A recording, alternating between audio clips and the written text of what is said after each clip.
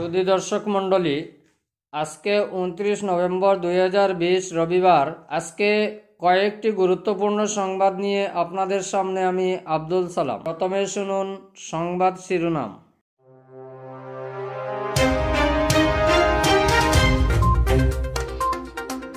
রতনপুর রোডে ট্রেন বন্ধকে কেন্দ্র করে উত্তাল হাইলাকান্দি। প্রতিবাদে গর্জে ওঠেন ক্ষুব্ধ জনতা।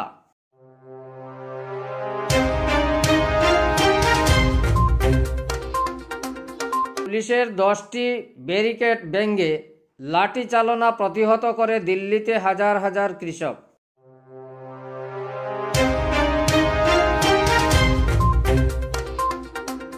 ডিম অমলেট খাওয়া নিয়ে দুমদুমার। জামাইবাবুর দায়ের কুফে শালকের হাত দুটুকরো, আহত শাশুড়ি স্ত্রীও। এবারে নিউজ টুডের বিস্তারিত সংবাদ।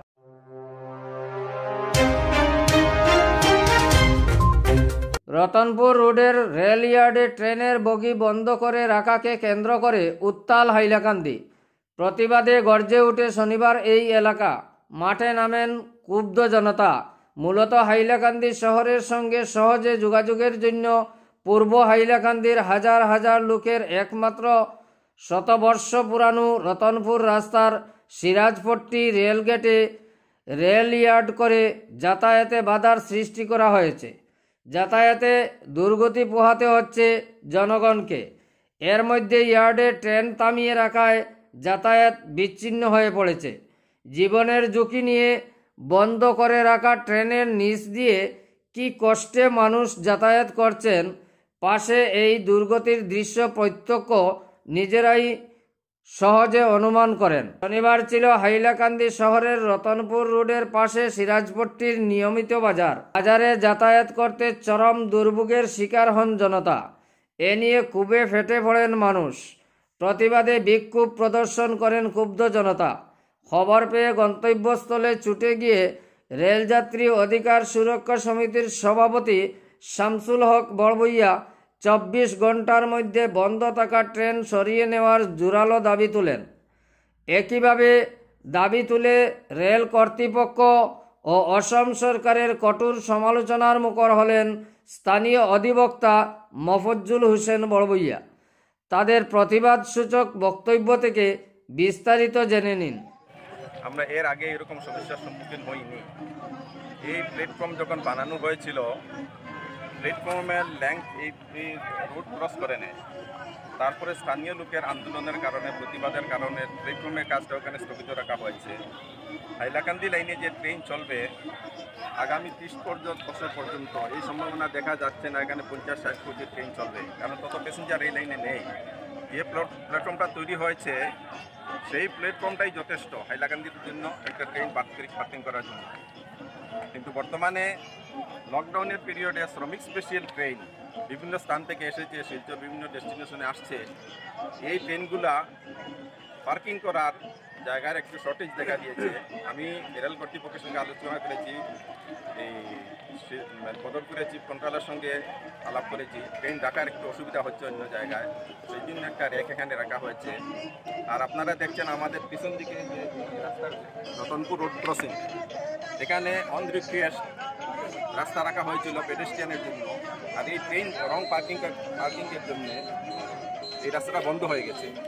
এই ট্রেনের নিচে দিয়ে শিশু, মহিলা, বৃদ্ধ লোক, পুরুষ সবাই আসা যাওয়া করতেছে। অনেক লোকের মাথা লাগছে ট্রেনের মধ্যে, আর এটা রিস্কিও ব্যাপার। আমাদের রেলযাত্রী অধিকার সুরক্ষা সমিতির মেইন টার্গেট ছিল হাইলাকান্দি থেকে বদরপুর যাওয়া অবধি যে ট্রেন ছিল ওইটাকে ঘুরিয়ে শিলচর করে নেওয়ার জন্য। বেসিক্যালি অপারেশনের দিক থেকে আমরা করেছি কাজ। তারপরে যখন কনভার্সনের কথা এলো, মিটার গেজ থেকে ব্রড গেজ, সেই কাজে আমরা জোর দিয়েছি। তারপরে হাইলাকান্দি প্ল্যাটফর্মকে স্টেশনকে ডিগ্রেড করার কথা ছিল, তা থেকে আমরা আন্দোলন করেছি। ডিগ্রেড করা হয়েছে। হাইলাকান্দি স্টেশন থেকে কেআরএস উঠিয়ে নেওয়ার প্রচেষ্টা ছিল রেলের পক্ষ থেকে, তাও আমাদের যাবে রেল বিভাগ বাধ্য হয়েছে এখানে রাখতে। বিভিন্ন বিষয় নিয়ে আমরা আন্দোলন করেছি, আমরা সফল হয়েছি। ট্রেন ঘুরিয়ে বদরপুর থেকে এখন শিলচর যায়, অনেক প্যাসেঞ্জার যাতে উপকৃত হয়েছেন। আর ভবিষ্যতে আমাদের দাবি আছে, সকালে একটা ট্রেন শিলচর থেকে ভৈরবী যাবে, আর এক জোড়া ট্রেন ভৈরবী থেকে গুয়াহাটি যাবে ডেইলি। কারণ আমাদের বাড়ির পাশ দিয়ে রেল লাইন যায়, আমরা কেন বাই রোড দিয়ে পদকপুর ট্রেন ধরবো? আমরা গুয়াহাটি থেকে এসে পদকপুর নেমে বাই রোড কেন আসবো বাড়িতে?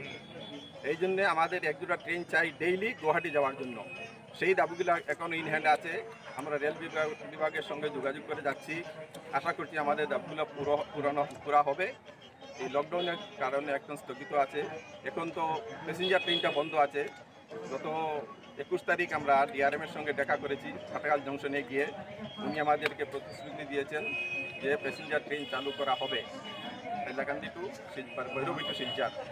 এই বিষয়ে আমি রেলের চিফ কন্ট্রোলার সঙ্গে যোগাযোগ করেছি। এখানে দেখুন, মাত্র 3টা কম্পার্টমেন্ট যদি সামনে নেওয়া হয় তাহলে রাস্তাটা ক্লিয়ার হয়ে যায়। এটা হাইলাকান্দি স্টেশন মাস্টারের উচিত ছিল, এই যখন ট্রেন এখানে এসেছিল ট্রেনকে রাস্তা ক্লিয়ার করে পার্কিং করার জন্য। উনি তা করেননি। এখন কর্তৃপক্ষ বলছে রাত্রে ইঞ্জিন পাঠিয়ে ট্রেনটা সরিয়ে দেওয়া হবে। উড়ালপুলের এখানে বিতর্ক আছে, বিভিন্ন কমিটি আছে। কেউ চাচ্ছে উড়ালপুল, কেউ চায় ইউটার্ন, কেউ চায় স্টেশন। আমি চাই স্টেশনটা এখানেই থাক, যে কোনো উড়ালপুল হোক আর স্টেশন এখানেই থাকলে বেশি লোক উপকৃত হবে। আর সেই ব্যাপারে আমার কোনো মতামত নেই। উড়ালপুল হলে ভালো হবে, কিন্তু স্থানীয় লোকের বিভিন্ন মতামত আছে, সেই জন্য আমি ইন্টারফেয়ার করতে চাই না এই ব্যাপারে। এই জায়গাটা হইল সিরাজপট্টি। এই রোডটা হইল কি 1985, এই রোডটা হইল কি 1885 এর রোড। ব্রিটিশ সময়ের থেকে এই রোড হাইলাকান্দি সিরাজপট্টি রোডটা হইল কি রতনপুর রোড, যেটা এটা হাইলাকান্দি ডিস্ট্রিক্টের সবচেয়ে প্রমিনেন্ট রোড। এর আগে কোনো রোড হাইলাকান্দি ডিস্ট্রিক্টে ছিল না। আজকে এই রোডটারে ইয়ার্ড বানিয়ে রাখা হয়েছে, কিন্তু ইয়ার্ড বানিয়ে রাখার মানে এটা নাই যে এইখানে ট্রেন শাল্টিং করা, এইখানে ট্রেন বন্ধ করে রাখা। এটা অবৈধভাবে এবং পরিচিতভাবে এইভাবে ট্রেন রাখা হয়েছে, যেটার প্রতি আমরা ধিক্কার জানাই আর আসাম সরকারের এবং অতি সত্বর হাইলাকান্দি ডেপুটি কমিশনারে অতি সত্বর রেলওয়ে ডিপার্টমেন্টের লগে যোগাযোগ করিয়া এই ট্রেনটা যাতে 24 ঘন্টার ভিতরে এখান থেকে সরানি হয়।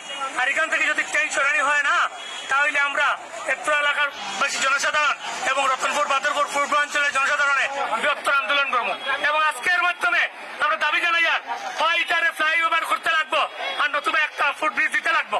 আমরা দাবি হইল এটা ফ্লাইওভার করা হইতো, এটা ফ্লাইওভার করতে হইব, আর নতুবা ট্রেনের ইয়ার্ড এখান থেকে সরিয়ে লইয়ে যাও, এটাই আমরা দাবি। এবং আজকে আমি আসাম সরকারের ওটাও নিন্দা জানাই আর এর লাগে নিন্দা জানাই আর এটা একটা এমন একটা এরিয়া যে এরিয়াটার মধ্যে লক্ষ লক্ষ মানুষ চলাচল করে।